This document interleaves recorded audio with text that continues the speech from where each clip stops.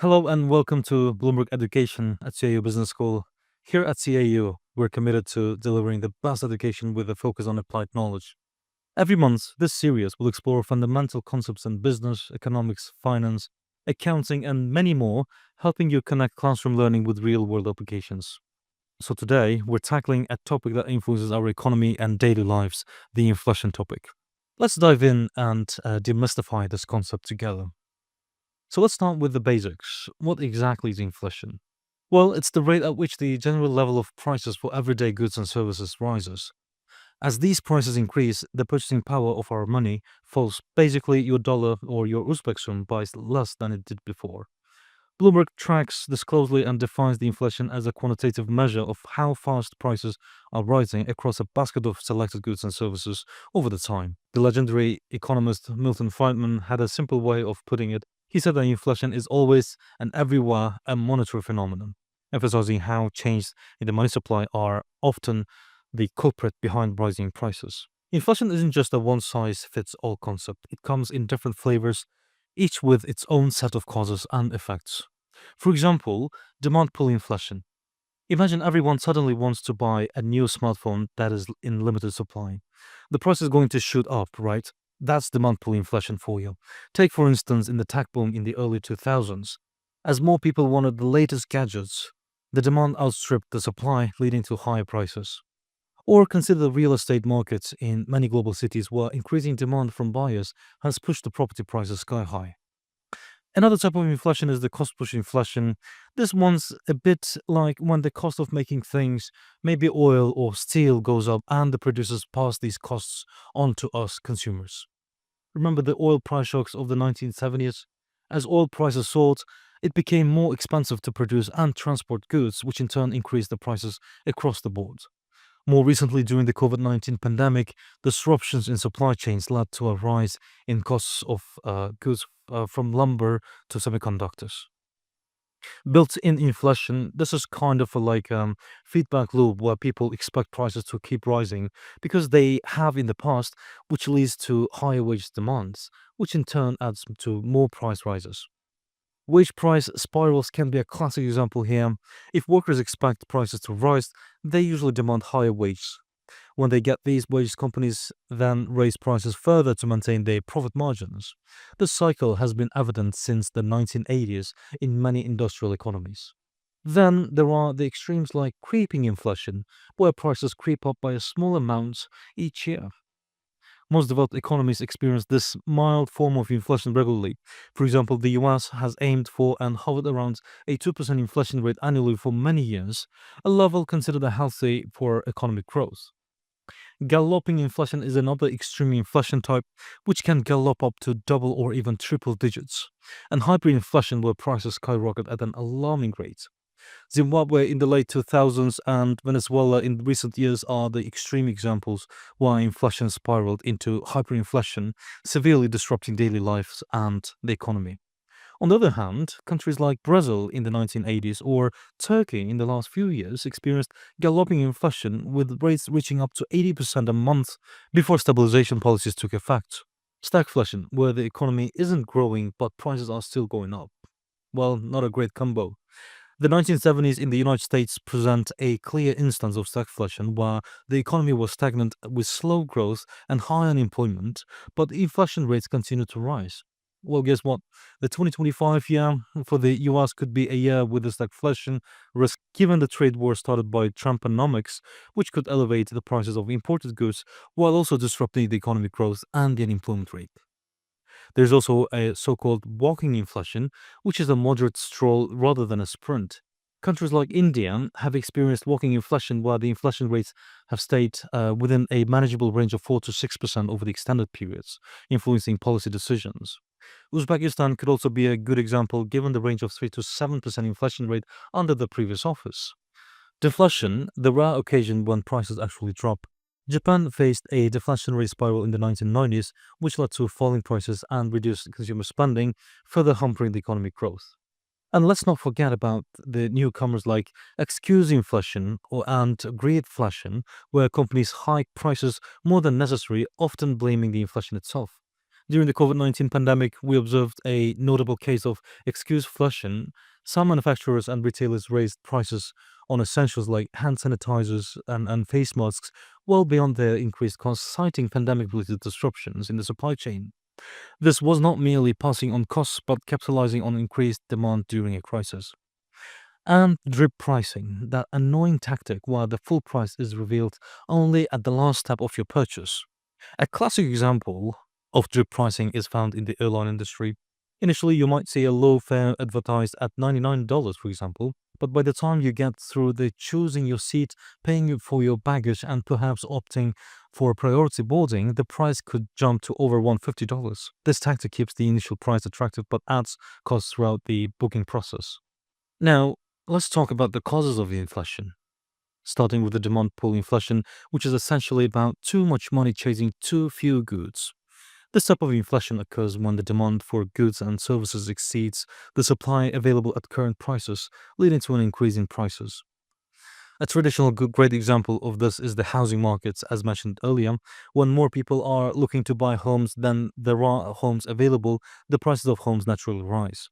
Another vivid example was during the initial stages of COVID-19 pandemic when demand for personal protective equipment like masks and sanitizers surged, pushing prices higher due to limited supply.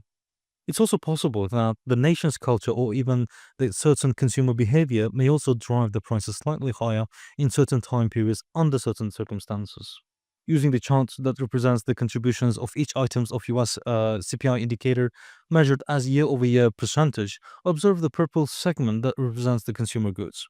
Notice how periods of increased consumer spending, such as during a recovery phase of an economy or around major shopping holidays, correlate with a rise in the overall inflation rates. These spikes illustrate demand pull inflation in action, while increased consumer demand pushes prices up. Next up, cost push inflation. This happens when the costs to produce the goods increase, which then pushes the prices of those goods higher. Common causes include rising prices of raw materials such as, again, oil or metals, and increased labor costs. For instance, if the price of crude oil increases, it does not just affect the gasoline. It also impacts everything from the cost of manufacturing plastics to transportation costs across industries. A recent real world example of cost push inflation can be seen in the automotive industry. The global shortage of semiconductors has driven up the costs for manufacturers, who then pass these costs on to the consumers in the form of higher prices for vehicles. We've also noticed some auto manufacturing companies temporarily stopping their certain vehicle supplies or even continue producing the vehicles but without certain components missing. Additionally, increases in minimum wage can lead to higher costs for services as businesses adjust their pricing to maintain profit margins. Or the same can be said about cacao prices that adversely affected the companies like Mondelez, which had to increase the prices of their products in 2024. Looking at our Bloomberg chart, focus on the blue segment representing the energy. You can see how increases in energy costs lead to corresponding increases in the overall inflation rate. Each spike in the energy prices, possibly due to geopolitical tensions or supply disruptions, translates directly into broader inflationary pressures across the economy. Consider Uzbekistan's growing consumer markets. As disposable incomes increase, so does spending on consumer goods and services. For example, the real estate sector in major cities like Tashkent have seen demand pull inflation. As more people move to the city seeking better job opportunities and living conditions, the demand for housing exceeds supply, driving up property prices dramatically. This is a classic textbook case of demand pull inflation where increased demand in a booming economy pushes the prices higher. On the cost push side, let's look at Uzbekistan's agriculture sector. Uzbekistan is a major producer of cotton, and any increase in the cost of fertilizers, or say fuel, directly affects the cost of cotton production. If there is a global increase in the oil prices or a bad harvest due to poor weather conditions, the cost of producing cotton goes up. These high production costs are then passed on to the textile industry and then eventually to the consumers, contributing to inflation. This kind of scenario illustrates cost push inflation while increases in production costs lead to high prices for final goods. While inflation is often discussed in broad economic terms, its impact is felt directly at the household levels. How hard inflation hits you can vary dramatically depending on your income level and what you typically spend your money on. Households with different income levels experience inflation differently, as we said, because they spend their money on different baskets of goods and services. For example, lower income families spend a larger proportion of their income on necessity goods like food, housing, and transportation, which are often the categories most affected by inflation. In Uzbekistan, for example, consider a family in a rural area where food, especially staple goods like bread and milk, takes up a significant part of the budget. And just for a moment, let's assume that this particular family does not have any livestock. When the food prices rise due to inflation, these families feel the pinch much more than higher income households who spend a smaller percentage of their income on these essentials. It could also be a case that even though certain prices increase drastically in the country, certain households may not even feel the impact on their daily lives. And the last but not the least, sometimes the dramatic change in the certain prices might not affect certain households because they either do not consume those particular goods or services, or they do so but at minimum quantities or at minimum frequency. We all know that alcohol and tobacco products are subject to excise tax, and if the Uzbek government, for example, decides to increase the excise tax for produced or imported alcohol and tobacco products from a range of 15 to 70% for all legal entities to say 30 to 80%, the prices of these products also increase on average proportionately. For those households who never consume these products will never feel the price increase. These already tell us that since inflation refers to the increased prices, the true inflation that we feel really depends on our consumption basket, given the level of our income we have, which also means that inflation varies not only across the different income levels, but also across different types of goods and services. Sometimes it's also possible that to reduce the impact of inflation on our daily lives, we may consider changing our consumption basket by switching to substitute goods, for example, or reducing the amounts or the frequency we consume, or simply remove it from our daily consumption basket. To a certain extent, we can say that we can control the inflation effects if we can control our behavior as consumers and be disciplined during elevated price periods.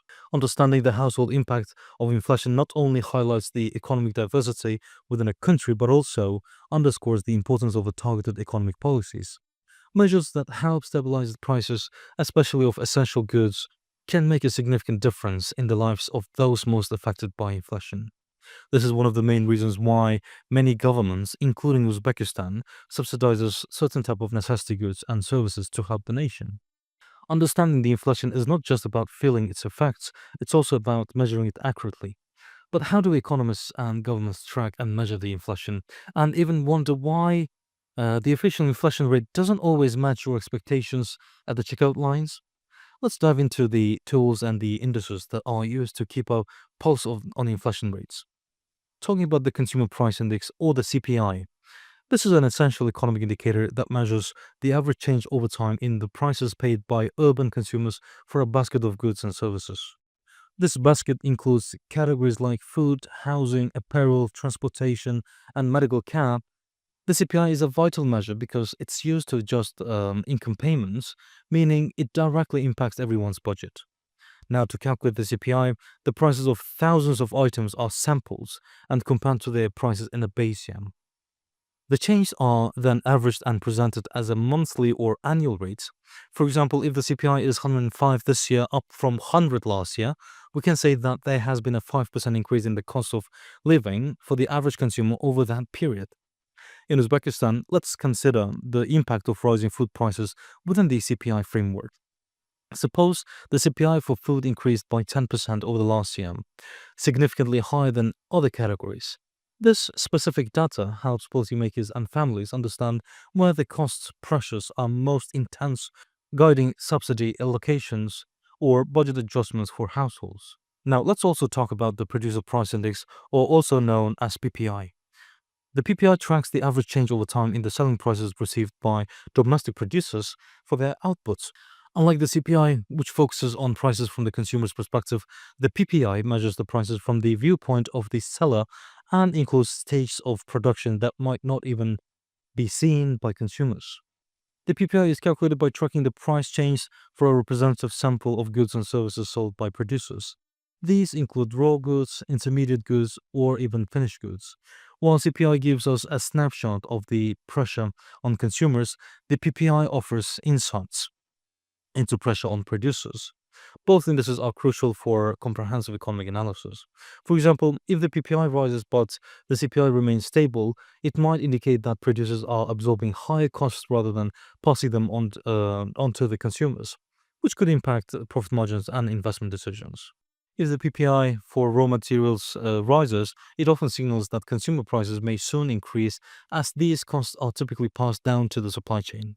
So now we understand that while calculating the CPI and the PPI, we basically have to choose a year as a base year. So how do we choose it? The base year is a reference point against which changes in an economic index are measured. It's essentially the benchmark year from which we start calculating how much prices have risen or fallen. The choice of the base year is crucial because it sets the standards for comparison over time. Choosing a base year involves several criteria. Firstly, it should be a recent year to ensure that the data is relevant. And secondly, it should be a normal or typical year with no extreme economic events like a major recession or a boom. So it provides a stable foundation for comparison. Economists and statisticians usually update the base year periodically to reflect more recent economic conditions. This update ensures that the index remains relevant and accurately reflects the change in the consumer behavior or market conditions. For example, if the base year was initially set in 2010, it might be updated to 2020 or later, depending on change in the economy and consumer habits. Understanding the base year helps in interpreting these indices more accurately. It allows us to grasp the real change in economic conditions over time rather than being misled by the nominal data fluctuations. This insight is vital for policymakers as well, businesses and consumers too, as they make decisions based on the perceived rate of inflation or change in production costs. Now, let's do this comparative analysis. Let's examine a real world case from recent economic history where divergences between CPI and PPI indicated a significant economic shift. Consider the period during the early 2022 when the global oil prices experienced significant volatility given the geopolitical tensions. This situation offers a perfect case study for understanding the CPI and PPI dynamics. As oil prices surged drastically due to geopolitical tensions and supply disruptions, the PPI, which includes the input costs like crude oil, showed a sharp increase.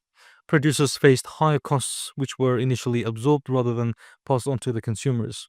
The PPI index during this period would have shown a noticeable spike reflecting these high production costs. Contrastingly, the CPI reacted more slowly.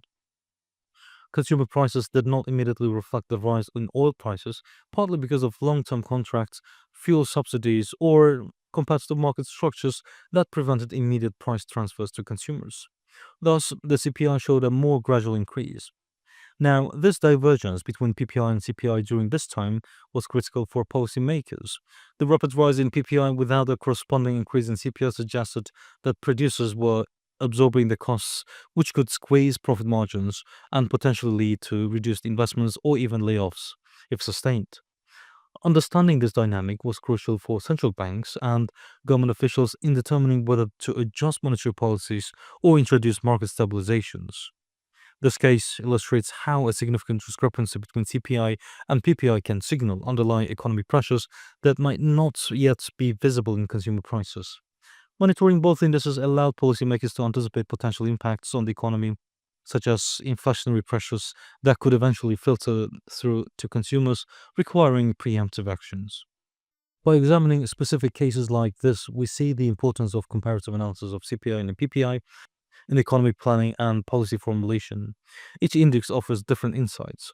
PPI can be leading indicator of cost pressures that may eventually impact the consumers, while CPI shows the actual burden on consumers, influencing the living costs and purchasing power. Now, let's go back to our main question, although we probably partially answered this on our way. How inflation is reported and why it might feel different in everyday's lives. Perceived inflation is how individuals feel the impact of price change in their everyday lives. It's influenced by the frequency and magnitude of price increases in frequently purchased items like food, gas, and utilities, expenses that are highly visible and sensitive to change.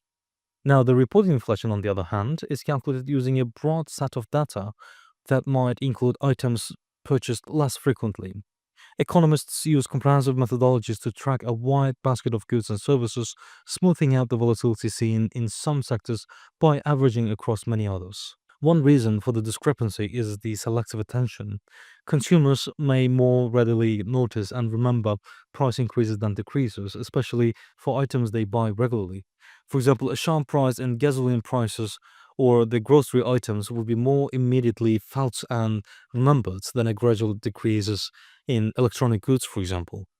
Spending patterns also play a role, as we mentioned earlier. Not everyone buys the same goods with the same frequency or with the same quantity or the quality. So inflation can feel different depending on individual or regional consumption habits.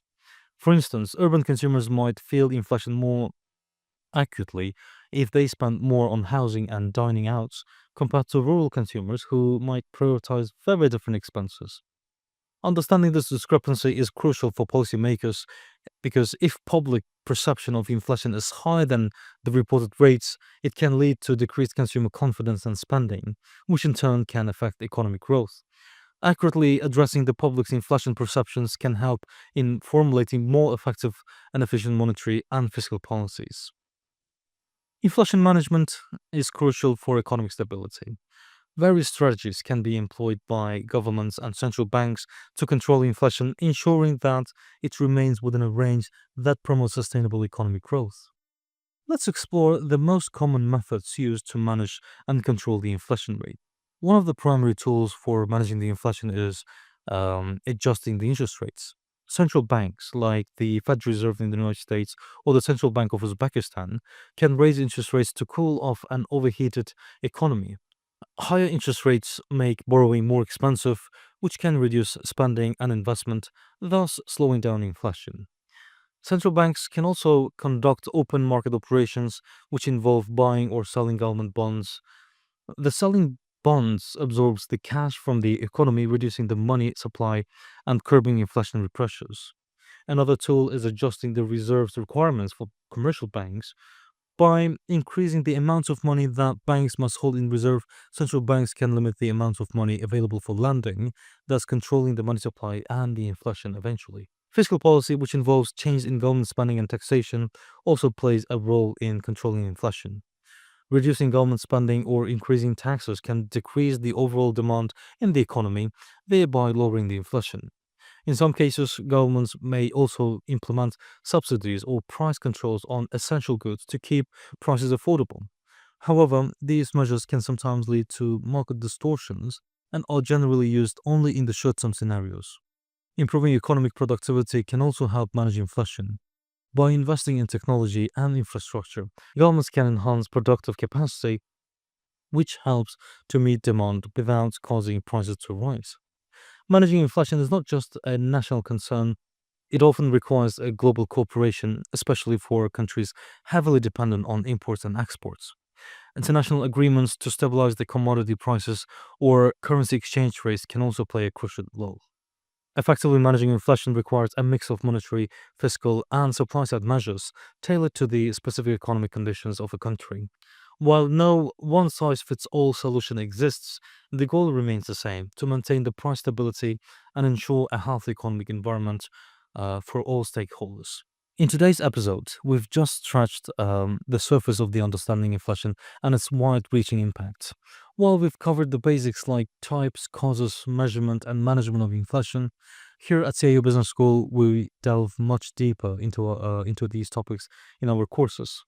Our students already benefiting from comprehensive analysis, detailed case studies, and real-time data exploration using tools like the Bloomberg Terminal, ensuring they not only understand but also master the complexities of economic phenomena. Thank you for joining this brief educational overview. If you found this intriguing and wish to explore these topics more profoundly, consider joining us at CAU, where we equip our students with the knowledge and skills to excel in today's dynamic economic landscape. Stay tuned for our next episode where we will explore unemployment and economic growth. We will examine how these critical economic indicators interact with inflation and what that means for global and local economies. It's a session full of insights that future economists and business leaders won't want to miss. Thank you very much and see you next time.